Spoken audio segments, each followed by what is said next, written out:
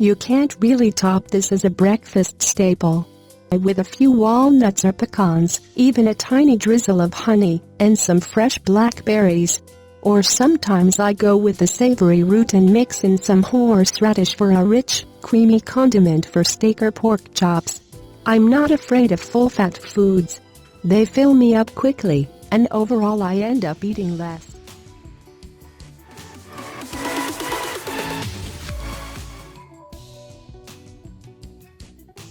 This is also known as celery root.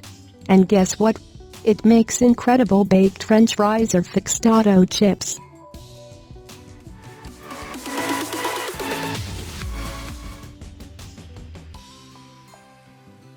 Yellow mustard has its place for sure, but there's a nice tanginess to grainy mustards that don't bite as much as yellow mustard.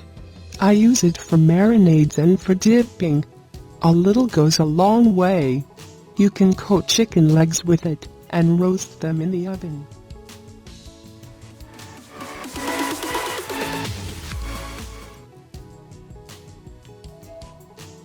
Remember when I mentioned cauliflower breadsticks? I love to dip them into a soft-boiled egg.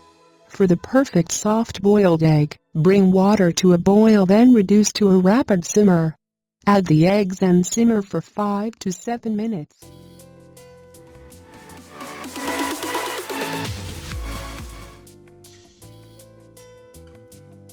I am not a fan of zucchini, but when it's transformed into noodles with a spiral cutting machine, I don't really taste it as the zucchini you'd find in a vegetable medley sauté at a steakhouse. I add them to Japanese ramen broth with shiitake mushrooms, and a hard-boiled egg or pan-fry the zoodles in a little butter or olive oil, and add salt and pepper.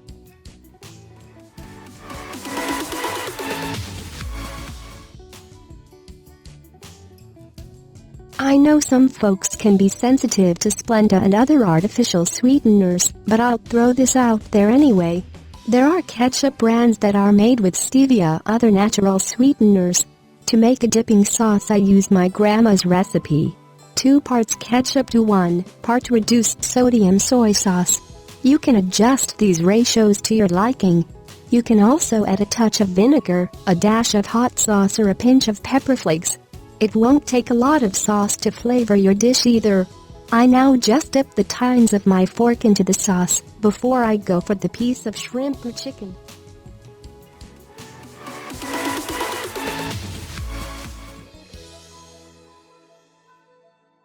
I'm one of those people who will sit in front of the TV and de-seed a pomegranate by hand, even if it takes 2 hours.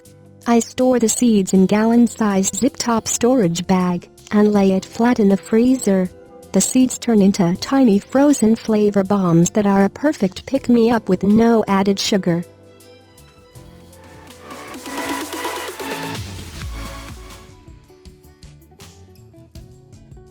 As a vegetable, it's okay. But as pizza crust or mashed potatoes, you can't beat it.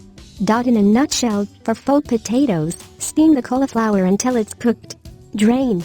Mash with a potato masher or a stick blender, and add whatever seasoning you like. For pizza crust, you just need cauliflower, eggs and cheese. Whiz the cauliflower in a blender or chop finely by hand. Add the eggs and grated cheese, then bake with your favorite toppings. You can also make breadsticks this way.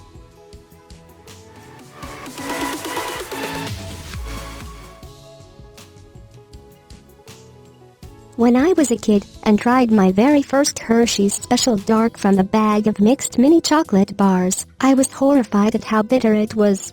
I picked all of them out and, gasp, threw them away. As an adult, I grew to enjoy the subtleties of dark chocolate. I learned to appreciate that it's not a treat that's meant to be chewed quickly and devoured. It's meant to be savored and allowed to melt on your tongue. A single 1-inch square after dinner is my regular treat at the end of the day.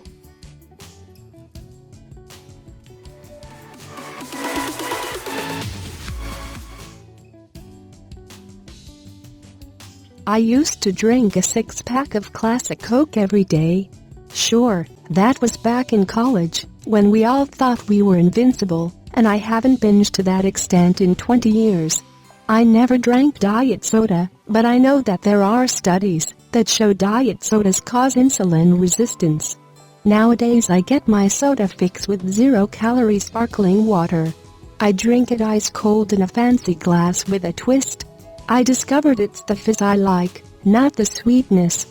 Consult your doctor or healthcare professional before making any changes to your diet.